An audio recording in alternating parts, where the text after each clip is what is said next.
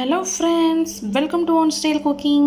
நாம் இன்றைக்கி பார்க்க போகிற ரெசிபி என்னென்னு பார்த்தீங்கன்னா ஒரு ஃபெஸ்டிவல் ரெசிபி தாங்க. ஸோ எல்லாருக்குமே ரொம்ப பிடிச்சமான ரெசிபி. அது மட்டும் இல்லாமல் இன்றைக்கி ஸ்பெஷலாக இந்த ரெசிபி வந்து என் சிஸ்டருக்காக செய்கிறேன். என்னோடய ஓன் சிஸ்டர் அவங்க இந்த ரெசிபி கேட்டிருந்தாங்க. ஸோ அவங்களுக்காக இந்த ரெசிபியை டெடிகேட் பண்ணுறேன். ஸோ வாங்க இந்த ரெசிபி எப்படி ஈஸியாக டேஸ்டியாக செய்யலாங்கிறத பார்க்கலாம். வீடியோக்குள்ளே போகிறதுக்கு முன்னாடி கீழே உள்ள ரெட் கலர் சப்ஸ்கிரைப் பட்டனை கிளிக் பண்ணுங்கள். கூடவே பக்கத்தில் உள்ள பெல் ஐக்கானையும் கிளிக் பண்ணுங்கள். அப்போ தான் நான் போடுற வீடியோ எல்லாமே உடனுக்குடன் உங்களுக்கு தெரிய வரும். வாங்க இப்போ வீடியோக்குள்ளே போகலாம். ரசகுல்லா செய்கிறதுக்கு நான் பார்த்தீங்கன்னா கவு மில்க் எடுத்திருக்கேன். ஃப்ரெஷ் கவு மில்க். நீங்கள் நார்மலாக நம்ம ஊரில் கிடைக்கிற மில்க் எடுத்துக்கலாம். ஃபுல் ஃபேட் மில்காக எடுத்துக்கோங்க. ஸோ இந்த மாதிரி இல்லைன்னா நீங்கள் ஃபுல் க்ரீம் மில்க்குன்னு கிடைக்கும். ஸோ அந்த மில்க் கூட நீங்கள் எடுத்துக்கலாம். 1 லிட்டர் போல் அந்த கவு மில்க் சேர்த்துருக்கேன். ரசகுல்லாவுக்கு அந்த பன்னீர் நல்லா திரிஞ்சு வர்றதுக்கு 1 லிட்டர் ஒரு எலுமிச்சம்பழ சாறு வந்து ஊற்றினா கரெக்டாக இருக்கும். ஸோ எலுமிச்சம்பழ சாறு இல்லைனா வினிகர் சேர்க்கலாம்.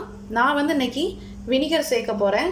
ஒரு 2 டீஸ்பூன் அளவு வினிகர் சேர்த்துக்கலாம். வினிகர் சேர்த்து நல்லா மிக்ஸ் பண்ணி பால் நல்லா கொதிக்க விடலாம். பால் நல்லா நம்மளுக்கு தெரிஞ்சு வரும். பால் கொதிக்க ஆரம்பிக்கும் போது இந்த மாதிரி மிக்ஸ் பண்ணிகிட்டே இருங்க. இல்லைனா கீழடியில் வந்து நம்மளுக்கு அடி பிடிக்க ஆரம்பிச்சிடும். எல்லா பாலுமே வந்து பார்த்திங்கன்னா நல்லா அந்த மாதிரி நல்லா தெரிஞ்சு வரணும். நல்லா ஒரு 2 நிமிஷம் நல்லா கொதிக்க விடுங்க. அப்போ தான் எல்லா பாலுமே நல்லா நம்மளுக்கு தெரிஞ்சு வரும். லோ ஃப்ளேம்லேயே வச்சு கொதிக்க விடலாம். பாலெல்லாம் நல்லா தெரிஞ்சு வந்துருச்சு. எல்லா பாலும் நல்லா தெரிஞ்சு வந்துருச்சு பாருங்கள். இப்போ நம்ம அடுப்பை ஆஃப் பண்ணிடலாம். இப்போ கீழே ஒரு பாத்திரம் வச்சு அதுக்கு மேலே ஒரு வடிகட்டியை வச்சு ஒரு ஒயிட் கலர் கிளாத் வச்சுருக்கேன். நீங்கள் மஸ்லின் கிளாத் இருந்தால் எடுத்துக்கோங்க. இப்போ இந்த பன்னீரை மட்டும் நம்ம இதில் ஃபில்ட்ரு பண்ணிக்கலாம்.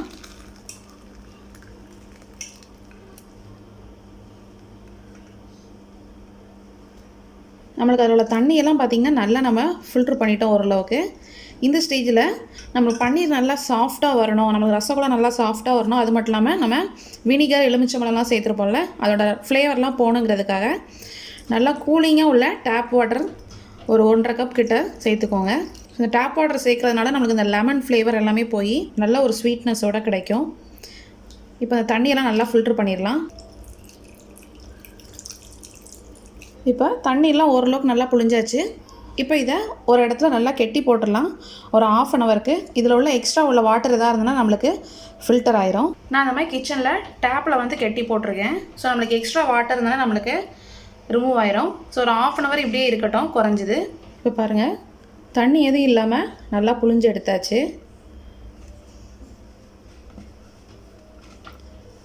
நல்லா திக்கான பன்னீர் கிடச்சிருக்கு நம்மளுக்கு.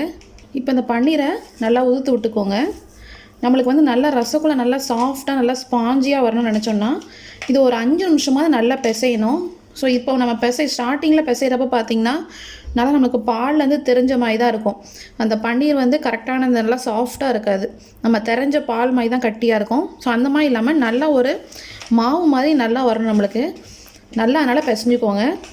பாருங்கள், இந்த மாதிரி நல்லா அழுத்தி நல்லா பிசைஞ்சுக்கோங்க.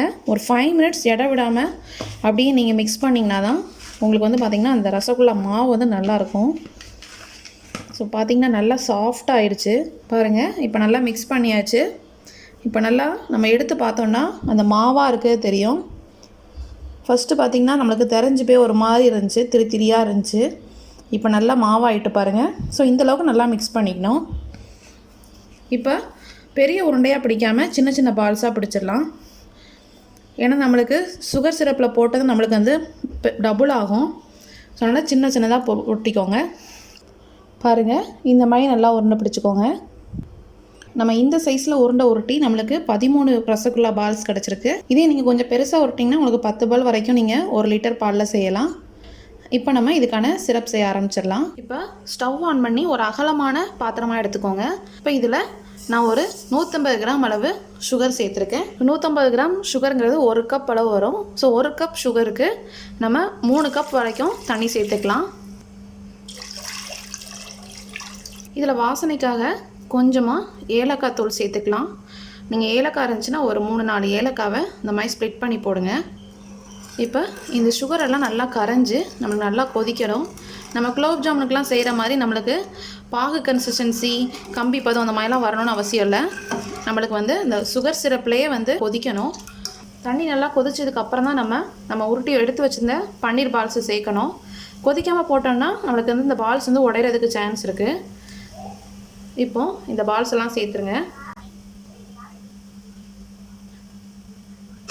இதை சேர்த்து இப்போ நல்லா மூடி வச்சிடலாம்.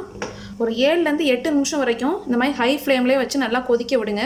அப்போ தான் நம்மளுக்கு நல்லா பபுள்ஸ் ஆகி அந்த சுகர் சிரப்பெல்லாம் இறங்கி ரசகுல்லா சூப்பராக ரெடி ஆகும். நம்மளுக்கு 10 மினிட்ஸ் கிட்ட ஆகிடுச்சு. நல்லா நம்மளுக்கு ரசகுல்லா நல்லா நம்ம போட்ட சைஸ்லேருந்து நல்லா டபுள் ஆகி வந்திருக்கு.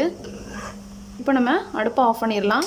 இப்போ இது நீங்கள் டைரெக்டாக சாப்பிடாம இது நல்லா ஆறுனதும் ஃப்ரிட்ஜில் ஒரு 1 hour கிட்ட மினிமம் வச்சு நீங்கள் அதுக்கப்புறம் சாப்பிட்டிங்கன்னா ரொம்ப சூப்பராக இருக்கும். இந்த ரசகுல்லா ரெசிபி எல்லாத்துக்குமே ரொம்ப பிடிச்சிருக்குன்னு நினைக்கிறேன். இந்த ரெசிபி பிடிச்சிருந்துச்சுன்னா நம்ம சேனலை லைக் பண்ணுங்கள், ஷேர் பண்ணுங்கள், சப்ஸ்கிரைப் பண்ணுங்கள், மறக்காமல் கமெண்ட் பண்ணுங்கள். தேங்க்யூ.